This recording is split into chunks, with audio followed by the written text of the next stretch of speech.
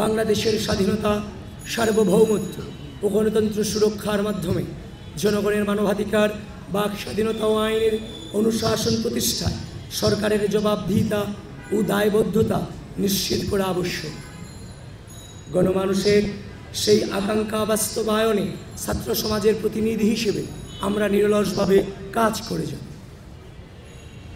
ঢাকা বিশ্ববিদ্যালয় কেবল একটি শিক্ষা প্রতিষ্ঠান নয়, এটি বাংলাদেশের ইতিহাস, সংস্কৃতি, সংগ্রাম ও অর্জনের অবিচ্ছেদ্য অংশ। সেই গৌরবময় ধারাবাহিকতায় আমাদের প্রতিশ্রুতি একটি আধুনিক, নিরাপদ, গণতান্ত্রিক ও শিক্ষার্থীবান্ধব ক্যাম্পাস বিনির্মাণ।